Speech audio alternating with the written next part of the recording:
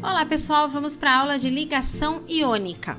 Antes de começar a falar das características desse tipo de ligação, eu vou lembrar você que a ideia de fazer ligação química é justamente para que esses elementos possam se igualar ao gás nobre, ficando com 8 na última camada. Então, para isso, ele vai fazer alguns trâmites sempre partindo da distribuição eletrônica que a gente já viu aí na aula de tabela periódica.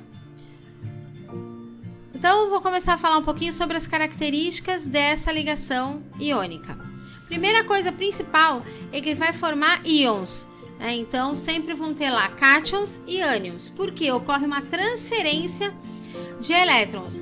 Um elemento vai ganhar elétrons, se tornando ânion, porque vai ficar com a carga negativa, e o outro elemento vai perder elétrons, porque ele deu para aquele que ganhou, ficando então com a carga positiva, se chamando cátion. Esse tipo de ligação sempre vai ocorrer entre um metal e um ametal, ou entre o metal e um hidrogênio, por exemplo. Tá? Então aqui a gente tem, como exemplo, o átomo de sódio, que a gente fez a distribuição eletrônica, o número atômico dele é 11. Então, 2 na primeira camada, 8 na segunda camada, que vai totalizar 10, e aí na terceira camada a gente coloca 1. Sendo assim, ele vai perder esse 1 elétron, se tornando então cátion.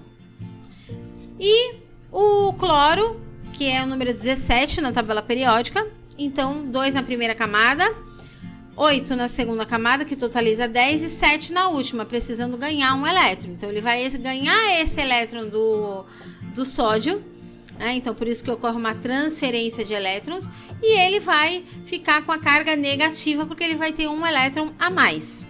Sendo assim, vamos ver como é que funciona as fórmulas, a montagem da fórmula desse tipo de ligação. Então, a gente tem lá o cátion, que sempre vai ficar na frente, a carga dele vai aparecer aqui, e nós temos o ânion, que sempre vai ficar por último, e a carga dele aparece aqui, como de costume. Para montar a fórmula, que se chama íon fórmula, vai ser trocado esse número de carga aqui. Então, o que é do cátion vai para o ânion em forma de coeficiente, e o que é do ânion vai para o cátion. Então, é trocado. Obviamente que se o elemento tem o mesmo número, não vai trocar e nem vai ser colocado. Isso vale para elementos que possuem cargas diferentes, tá? E lembrando que essa movimentação dos elétrons na distribuição eletrônica sempre funciona dessa forma, tá?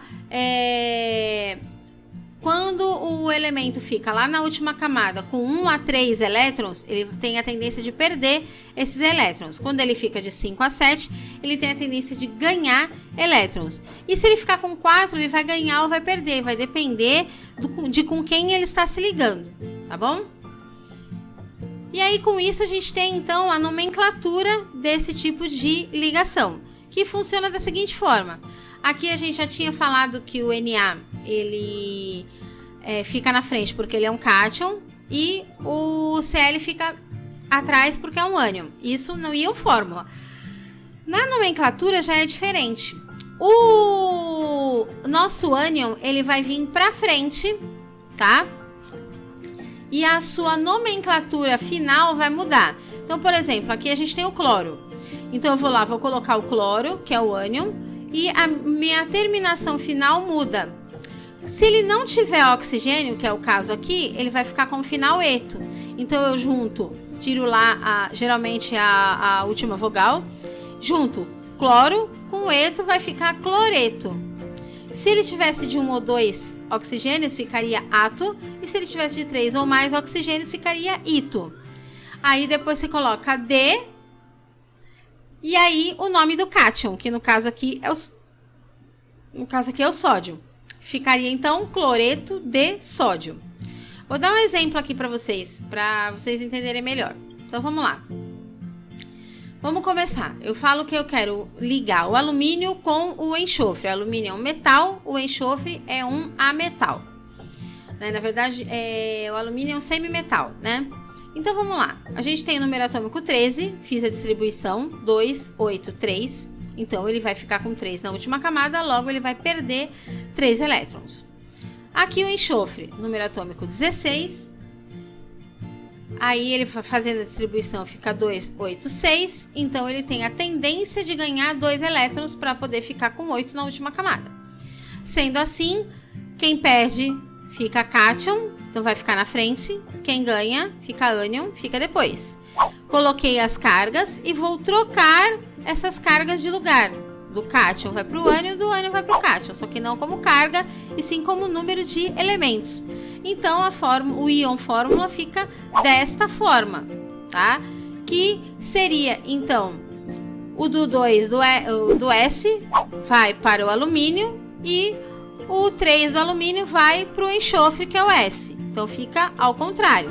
Al2S3, essa é a fórmula.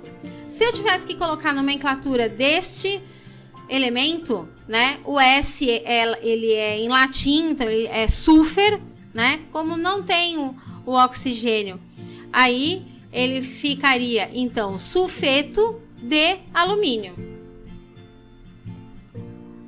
Essa foi a aula de hoje. Aproveite para fazer as questões lá de ligações, que é bem importante para vocês treinarem, tá bom? Até a próxima!